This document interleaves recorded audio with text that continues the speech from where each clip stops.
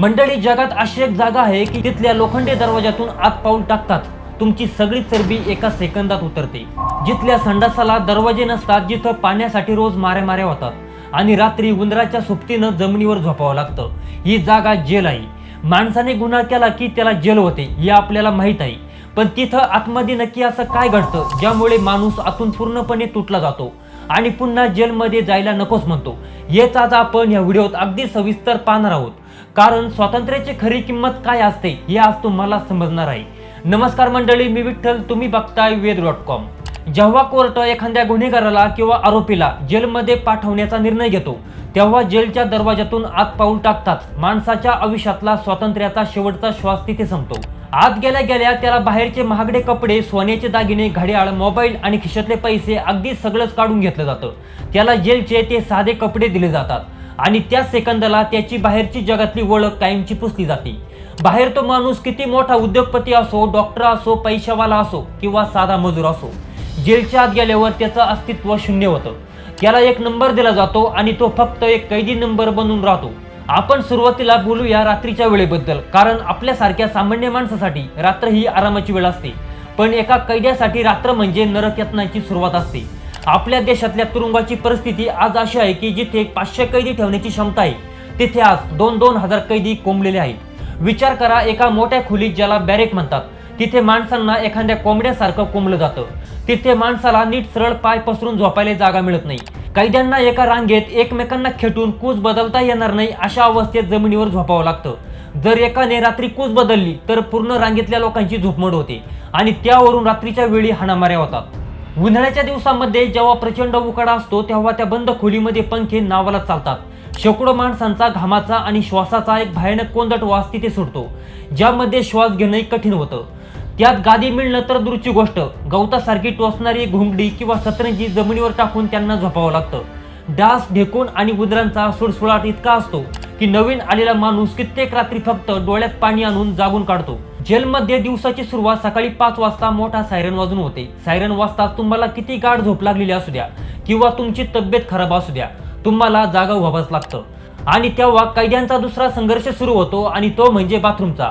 एका बॅरेकमध्ये जर 100-150 कैदी असतील तर तिथे शौचासाठी फक्त 2 किंवा 3 संडास असतात.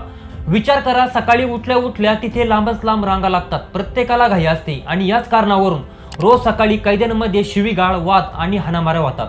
पण याहून एक भयानक आणि लाजिरवाणी गोष्ट म्हणजे तिथली गोपनीयता. सुरक्षेच्या नावाखाली किंवा कैद्यांनी आत काही बरं वाईट करू नये म्हणून जेलमध्ये संडास किंवा बाथरूमला दरवाजा नसतो. काही ठिकाणी अगदी नावापुरते अर्ध दरवाजे असतात. एका बाजूला दुसरा कैदी दात घासतोय किंवा आंघोळ करतोय आणि त्याच्या समोर उघड्यावर दुसऱ्याला शौचात बसावं लागतं. तसेच अत्यंत भयानक गोष्ट म्हणजे जेलमधील जुन्या कैद्यांकडून रॅगिंग केली जाते. जेव्हा नवीन कैदी जेलमध्ये येतो, त्याला सुरुवातीचे काही महिने सर्वात घाणेरडी कामं करावी लागतात, जसं की अख्ख्या बॅरेकचा संडास साफ करावा लागतो, सगळ्यांचे खरकाटे कपडे धुवावे लागतात, बॅरेक झाडावं लागतं. जर नवीन कैद्यांनी याला विरोध केला तर त्याला रात्रीच्या अंधारात मारहाण केली जाते. ही परिस्थिती कोणत्याही माणसाच्या आत्मसन्मानाचे धिंडवडे काढण्यासाठी पुरेशी असते. माणूस किती मोठा गुन्हेगार असला तरी त्याची एक लाज लज्जा असते, पण तुरुंगात या लाजेचा रोज गळा घोटला जातो. पाणी अत्यंत मोजकं मिळतं, ज्यामुळे आंघोळ करणं किंवा कपडे धुण्यासाठी कैद्यांना रोज अक्षरशः वाटाघाटी कराव्या लागतात. या अस्वच्छतेमुळे जेलमध्ये आजारपण खूप लवकर पसरतं. जिथे एकाला खाज किंवा खरूज झालं की ती संपूर्ण बॅरेकमध्ये पसरतं. टीव्ही आणि पोटाचे विकार तिथे सर्रास पाहायला मिळतात. अशा वातावरणात जर एखादा कैदी आजारी पडला तर त्याचे हाल कुत्रही खात नाही. जेलमध्ये डॉक्टर असतात, पण हजारो कैद्यांमागे 1 किंवा 2 डॉक्टर असतात. कायद्याने जेलमध्ये कोणालाही मारण्याची परवानगी नसते, पण आतलं सत्य खूप वेगळं आहे. जेलमध्ये सुद्धा एक वेगळीच गुंडगिरी चालते. जे जुने कैदी असतात किंवा जे मोठे गँगस्टर असतात, ते जेलमध्ये आपली हुकूमत चालवतात. ते नवीन आलेल्या सरळ साध्या किंवा गरीब कैद्यांना टार्गेट करतात. त्यांच्याकडून स्वतःचे कपडे धुवून घेणं, पाय चेपून घेणं, त्यांची कामं करून घेतात. जर कोणी नकार दिला तर ते त्याला रात्रीच्या अंधारात किंवा बाथरूमच्या कोपऱ्यात नेऊन बेदम मारहाण करतात. या शारीरिक त्रासापेक्षाही जो त्रास माणसाला आतून जिवंत मारून टाकतो तो म्हणजे मानसिक त्रास. 24 तास गुन्हेगारी वातावरणात राहिल्यानं, रोज शिवीगाळ आणि अपमान सहन केल्यानं मानवी मन सुन्न होतं. माझं आयुष्य आता संपलं, बाहेरचे लोक माझ्याकडे कोणत्या नजरेनं पाहतील, माझ्या कुटुंबाचं काय होईल, या विचारानं कैदी आतल्या आत्मनातून तुटून जातो. जेलमध्ये वेळेवर नाश्ता आणि साधं जेवण मिळतं, पण ते जेवण गोड लागत नाही, कारण त्या जेवणाला अजिबात चव नसते. डाळ पाण्यासारखी पातळ असते, चपाती जाड कमी भाजलेल्या असतात, पण पोट भरण्यासाठी म्हणून कैद्यांना ते जेवण करावंच लागतं. या जेवणाची तक्रार तुम्ही कोणालाही करू शकत नाही, कारण जेवण बनवणारेच कैदी असतात.